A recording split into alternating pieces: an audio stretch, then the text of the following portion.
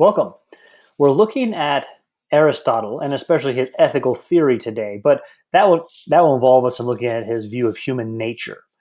Aristotle is giving us a kind of humanism. We'll call this maybe classical or Aristotelian humanism. So he begins, this is taken from the Nicomachean Ethics, and he begins with this.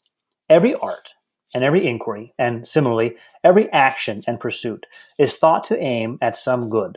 And for this reason, the good has rightly been declared to be that at which all things aim. Very nice. Right from the beginning, giving us the main concept in ethics and help us understand what it is. Very concise definition. And we think about that, reflect on our activities, and we say, yeah, you know what, he's right.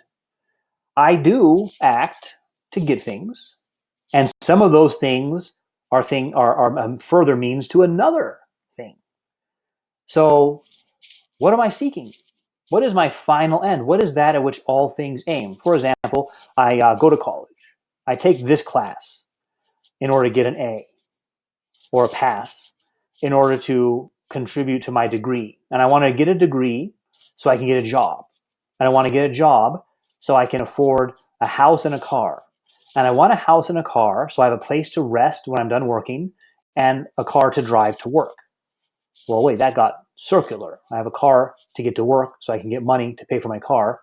Well, okay, I also want to retire. I want to invest in retirement one day, and I would like to retire, and then I can not have to go to work. What will we do then? I'll play golf, I guess. I'll retire so I can play more golf and travel. I like to travel. And then what? What's the final end? I mean, you play golf and travel, I suppose, to enjoy yourself. So is enjoying yourself the final end? Those aren't the final end. What's the highest end? What's our good? So that's the question he sets up for us from the beginning, and we're going to continue with that all throughout any study of ethics and into any study of human nature. So he says, but a certain difference is found among ends. Some are activities, others are products apart from the activities that produce them. Where there are ends apart from the actions, it is the nature of the products to be better than the activities. We do the activity to get the product. Now, as there are many actions, arts and sciences, their ends also are many. The end of the medical art is health, that of shipbuilding, a vessel, that of strategy, victory, and that of economics, wealth. But where such arts fall under a single activity, as bridle making and other arts concerned with the equipment of horses fall under the art of riding, and this in every military action under strategy. In the same way, other arts fall under yet others. In all of these, the ends of the master arts are to be preferred to all the subordinate ends, for it is for the sake of the former that the latter are pursued. So there might be some ends, like you have horses in order to go into battle to win a victory. So taking care of horses is subordinate to the higher end of victory. So it is for the latter, the higher ends, the things are pursued. It makes no difference whether the activities themselves are the ends of action or something else apart from the activities, as in the sciences just mentioned. For example, you can't say the goal of life is to stay healthy because you're healthy to do things. So that's not the goal of life. That's the goal of the medical art, but that's not all of life. If then there is some end of the things we do which we desire for its own sake, everything else being desired for the sake of this, a highest good, and if we do not choose everything for the sake of something else, for at that rate the process would go on to infinity. So our desire would be empty and vain. He just gave an argument. That's why I love this here, because Aristotle does this sometimes. He gives these concise arguments. If there's no highest good, if it's just goods forever, an infinity, he calls it, then your desire is vain. There's no reason. You can't get closer to infinity. Like if there's infinity money and you're trying to get to infinity and you save $10, $10 is not closer to infinity than $2. You're still infinitely away from what you wanted. So if there's just a process of infinity, never ending, there's no good. And some people say that. They'll say, no, there's nothing good. There's just the process. Well, then your desire is empty and vain. There has to be a highest good at which you're aiming. Put into a practical example. Think about taking classes. And your degree requires infinite classes. Well, you're no closer when you finish this class to your degree than you were when you didn't have this class. You're still infinitely far away. It's vain and empty to take this class. Instead, you have a finite number of classes you have to take, and this checks one off, and you're closer now. So there's a final end, there's a final good. So clearly, this must be the good and the chief good. Will not the knowledge of it then have a great influence on life? Shall we not, like archers who have a mark to aim at, be more likely to hit upon what is right? If so, we must try, in outline at least, to determine what it is, and of which of the sciences or capacities it is the object. It would seem to belong to the most authoritative art, and that which is truly the master art. So a lot there, there's a highest good, and the knowledge of it will shape and influence everything else you do.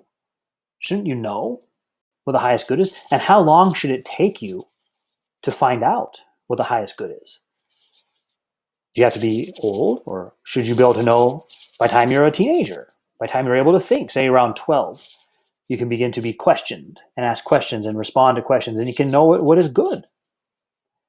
I use 12 as a coming of age for many cultures, and people have noticed that you're kind of shifting from being a child to being a teenager now, and you can go through a coming of age event, and whatever those are. Wouldn't it be interesting if instead the coming of age event was being asked, do you know what is good? And can you show what is good? Can you prove it? So we want to come to that highest good. Now, he calls the study incidentally of that politics, which is different from what we mean by politics today. What we mean by politics today is not what Aristotle meant. It's some way it overlaps, but for him, it's the organization of life, the good life. We're political animals, meaning that we're involved in relationships with each other, and we can't do that if we don't know what the good is. And so politics studies that.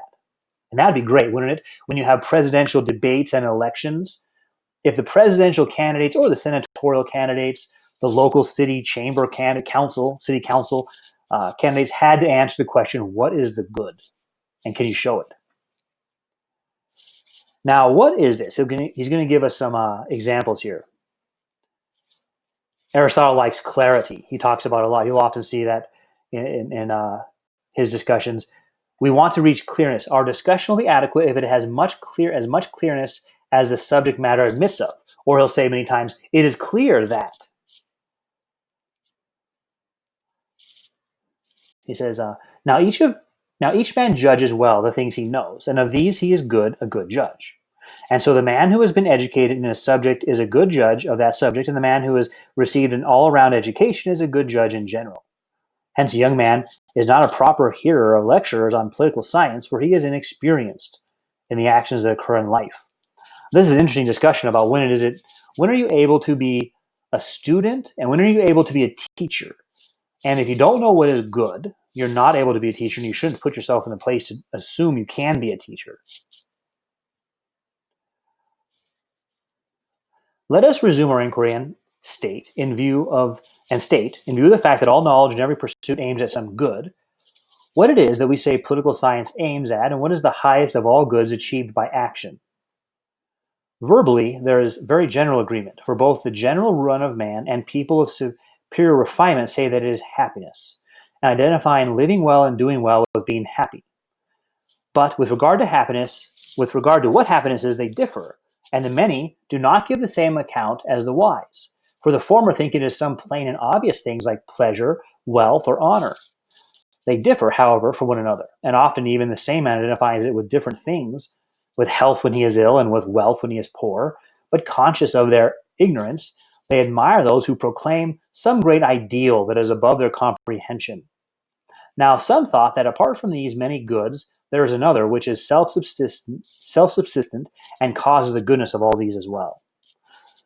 So, interestingly, we still do this, right? Happiness and pleasure aren't the same thing. Pleasure is a kind of sensation you get, and then your mind says, okay, now I can be happy because I'm having this sensation. I'm eating ice cream, and I can be happy.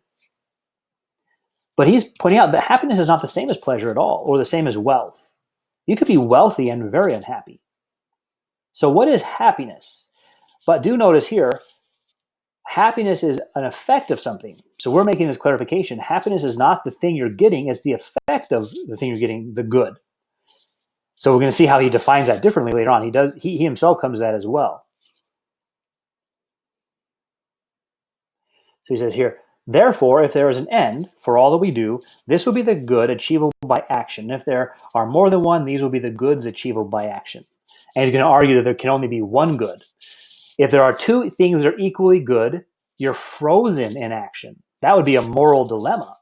You can't choose rationally. You could close your eyes and throw a dart and then do the one it hit, but that's not a rational choice. Then you're frozen in rational choice. So there must be just one good, and there's one good because there's one human nature. Both for ourselves, individually, I'm one human nature, and between people, we share equally our human nature. So there's one good, and it's achievable by action. If the good is something you can't get, then there's no reason to do anything. So the good must be something you can get, achievable.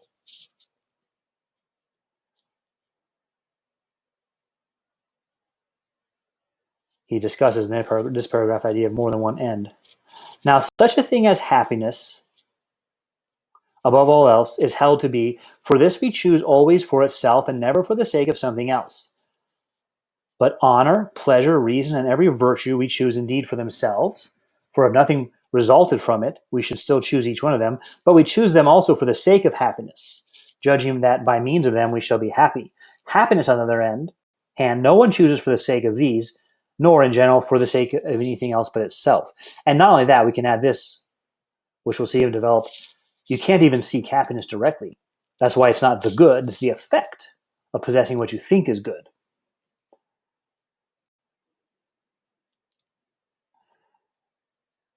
Now, from the point of view of self-sufficiency, the same result follows, for the final good is thought to be self-sufficient. Now, by self-sufficient, we do not mean that which is sufficient for a man by himself, for one who lives a solitary life, but also for parents, children, wife, and in general, for his friends and fellow citizens, since man is born for citizenship. So again, the one common human good. Now, the good society and living a good life are part of what he's calling happiness. So we have to be careful because for us, we so quickly turn it into the psychological sense. But happiness almost just becomes for him like saying the good life.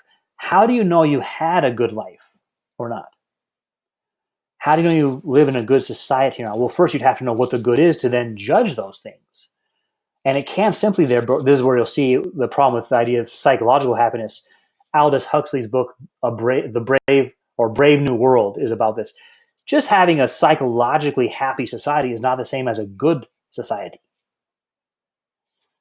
In that story, science fiction, the government gives everyone a drug like LSD that makes them happy all the time, but they're not meaningful lives. Now, presumably, however, to say that happiness is the chief good seems a platitude, and a clear account of what it is still desired. That's because we'll see happiness is not sought directly. This might be perhaps given if we could first ascertain the function of man. So we need to know what is it to be a human in order to know what is it to be a good human. So the good presupposes human nature. And he goes into the description of that here. And then says, since happiness is an activity of soul in accordance with perfect virtue, we must consider the nature of virtue. All right, so good.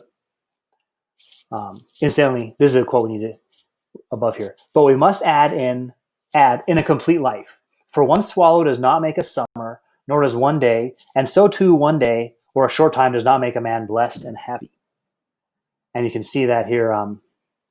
When do you live a blessed or happy life? Let's say you have a great day or a great month of the summer, a great 2 years, 3 years. But then you might have a miserable 10 years. How do you know if you've lived a good life? Well, you'd have to evaluate the whole life, and you still have to know what the good is. And this next sentence helps us clarify. Happiness is an activity of the soul in accordance with perfect virtue. It's an effect of virtue, he's saying. Virtue is a means to this, and so we have to know what virtue is. For perhaps we shall see this better, thus see better the nature of happiness. The true student of politics, too, is thought to have studied virtue above all things. And that's what, as a joke, is say, that's not what we mean by politics at all. But right, so what are the virtues? And how do they get us to happiness? And see how this word happiness here is so different than, it's more like the full life. The Greek word is eudaimonia, the good life. And it's not just a psychological feeling. Like, right now I feel elated, joyful, happy, pleasurable. All those go together. Although the word joy I shouldn't have used, because I sometimes say that. It's more like joy than it is pleasure. All right, so virtues. Now, he talks about human nature here and the different kinds of virtues. And interestingly, he mentions this: of the irrational element, one division seems to be widely distributed and vegetative in its nature. I mean, that which causes nutrition and growth. So he distinguishes humans in this way. They have something in common with vegetables. They grow. They have some things in common with animals. They can move around, but they're not like those, or they're not equal to those. They're not just a vegetable, not just an animal. They are reasonable. They're rational. They can think and reflect and contemplate. And he says we must praise the rational principle of the uh, continent man and of the incontinent, and the part of their soul that has such a principle. And that's what he's talking about here as well, the incontinent part. That means this: you aren't able to do what you think you should do.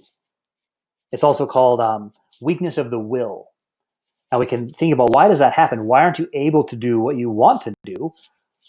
And we'll see how it's a failure of knowledge. You have competing opinions within you, but you haven't achieved knowledge of either one. Once you achieve knowledge, you would act on that. Now, we often say, oh, I knew it, but I did it anyway. And you're wrong about that. You didn't know it. You didn't have knowledge. And that was the problem. All right. Now, virtue then has two kinds: intellectual and moral. We might add natural virtues like wealth, a car, physical things. But intellectual and moral. Intellectual virtues are the main ones, both in its birth and its growth to teaching, while moral virtue comes about as a result of habit, which also has its name in one that is formed by a slight variation from the habit. So moral virtues: courage, temperance, patience, or faith, hope, love. You build these by habit over time. And then the intellectual virtues you develop through teaching. And the virtuous life is what leads then to the good. It's a means to good. You won't achieve the good without patience, without temperance, without courage, without love, hope, faith. But having those themselves is not the good. So the virtues are not the good, but they're a means to the good.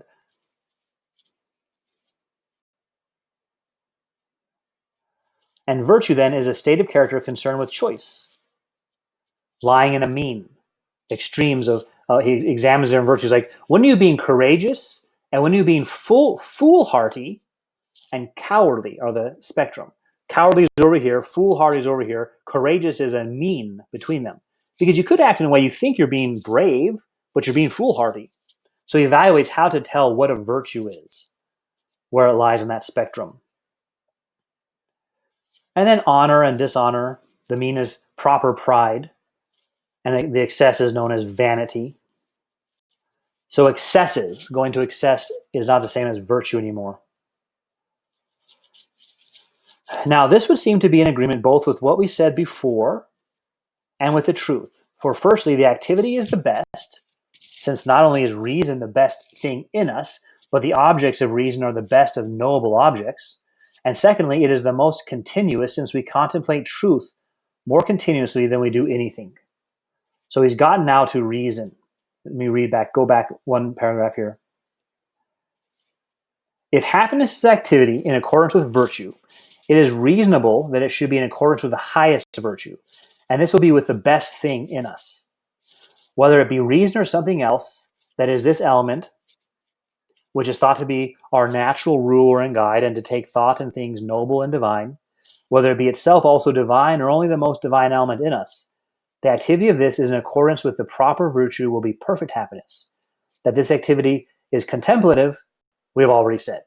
So he's done two things here, which we want to make note of. The use of reason to understand, and then it's contemplative, which we'll see introduces what we'll call Greek dualism. And many religious people still have this with their idea of heaven.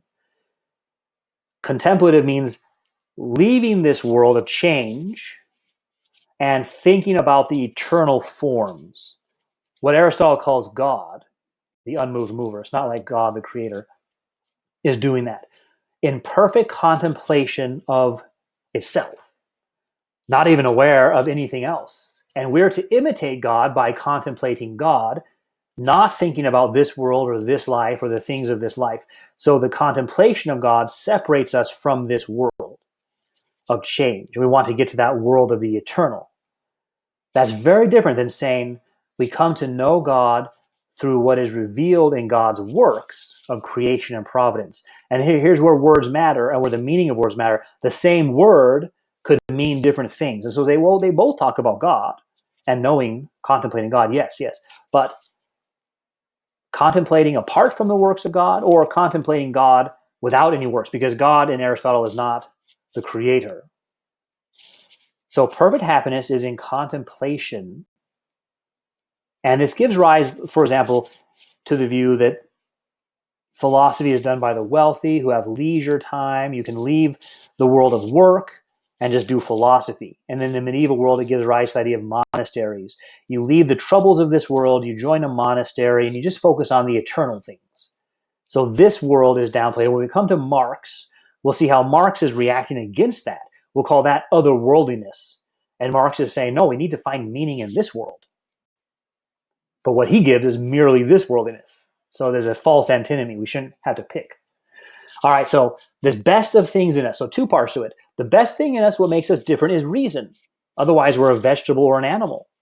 Well, no, we can reason. But then what he says we do with it is the contemplative life. And that will bring about happiness, because then we're not in the world of change. And the world of change is what makes us unhappy. He thinks that death and suffering are just part of this world. They always have been. And happiness will come when you're able to leave this world. So he says, and we think happiness has pleasure mingled with it, but the activity of philosophic wisdom is admittedly the pleasantest of virtuous activities. I can't disagree. And at all events, the pursuit of it is thought to offer pleasures marvelous from their purity and their enduringness, and it is to be expected that those who know will pass their time more pleasantly than those who inquire. Knowledge is the best thing. I think he's right about that. Using reason is necessary to get knowledge. But how do we come to know God? And do we know God through this world or by disregarding this world? For while a philosopher, as well as a just man or one who possesses any other virtue, needs the necessities of life, when they are sufficiently equipped with things of that sort, the just man needs people toward whom and with whom he shall act justly, and the temperate man, the brave man, and each of the others in the same way. But the philosopher, even when by himself, can contemplate truth, and the better, the wiser he is, he can perhaps do so better if he has fellow workers, but still he is the most self-sufficient. And this activity alone would seem to be loved for its own sake, for nothing arises from it apart from contemplating, while from practical activities we gather more or less apart from action. And happiness is thought to depend on leisure, and we are busy that we may have leisure, and making war that we may live in peace. Now, the activity of the practical virtues is exhibited in political or military affairs, but the actions concerned with these seem to be unleisurely. So the philosopher, by pursuing knowledge, wisdom, is living the best and most pleasant life. And notice it's in contrast to the practical. That's why I said this is called contemplationism. Reason is used to contemplate truth, and you might gain some things from the practical activities. We gain more or less apart from the action.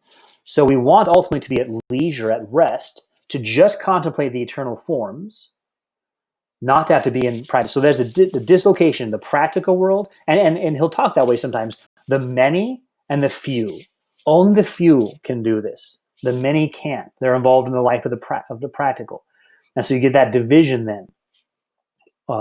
Maybe the ivory tower and the rest of the world. Or you get the division of the monastery and the rest of the world.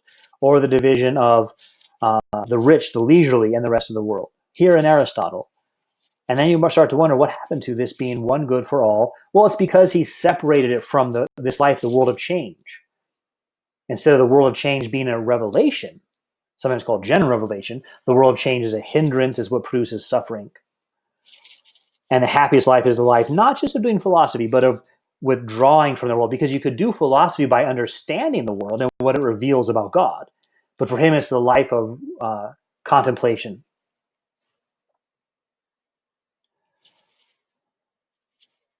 So he says, it follows that this will be the complete happiness of man, if he be allowed to a complete term of life, for none of the attributes of happiness is incomplete. But such a life would be too high for man, for it is not in him, so far as he is man, that he will live so, but in so far as something divine is present in him, and by so much as this is superior to our composite nature in its activity, superior to that which is in the exercise of the other kind of virtue. If reason is divine, here's getting to the idea of reason as the logos, which is the Greek word used sometimes for reason. And the logos is eternal. And so if reason in humans is what makes them divine, then in comparison with man, the life according to it is divine in comparison with human life. But we must not follow those who advise us, being men, to think of human beings and being mortal of mortal things, but must, so far as we can, make ourselves immortal and strain every nerve to live in accordance with the best thing in us. For even if it be small in bulk, much more does it in power and worth surpass everything. This would seem to be each man himself, since it is the authoritative and better part of man. It would be strange, then, if he were to choose not the life of his self, but that of something else. And that we said before will apply now, that which is proper to everything is by nature best and most pleasant to each thing. For man, therefore, the life according to reason is best and pleasantest, since reason more than anything else is man. This life, therefore, is also the happiest. So a number of things in this. Reason as divine, reason as what makes us be able to transcend being only an animal. When he talks about being immortal, in contrast to mortal, being just a stomach, just a gastropod. No, you're able to use reason and transcend that, to be more than that. And that's the best thing in us for that reason, because we can use our mind to understand ourselves. And that's what gets us to what is eternal. Earlier I said, the good must be something you can get. If you can't get it, it's not good. So for example, you can't get God. You don't go and get God and have God with you. You know God.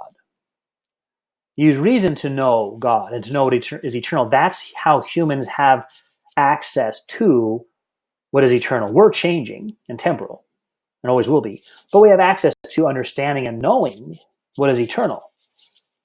And that's the best thing in us, he says. But, as we finish off Aristotle here, and that life is the happiest. That's right, that's the effect of having that. Using reason, how he ends up here in the Nicomachean Ethics, using reason to know what is eternal, and you use the virtues to do that, the effect of that is happiness. But criticisms, objections for Aristotle, he brings into this his dualism. He's a Greek dualist. He believes that there is the eternal unmoved mover and the world of change. And the unmoved mover did not create the world of change. It at best serves as the final cause, which organizes. But you shouldn't think of that as like a watchmaker making the world have some order. That's not how Aristotle works. It's more like the world is coming to try to be like the unmoved mover, more and more like the unmoved mover, and that produces some order. So there are those two things. And the world of change has always had and always will have that suffering. So to get out of suffering, you have to get out of the world of change. You can start to hear some of the heaven talk, the otherworldliness, right? This life is a shadow. It's always a suffering. You got to get to the next life. But why should we believe the material world has existed from eternity? And why should we believe that death and suffering have always been in the world? Perhaps the world was made very good. There was no death and suffering. And if the material world has existed from eternity, then it should be already at its final state. If it's striving to be like the unmoved mover, it should have already reached there. Remember the argument earlier about if there's an infinite series, it's vain to try anything.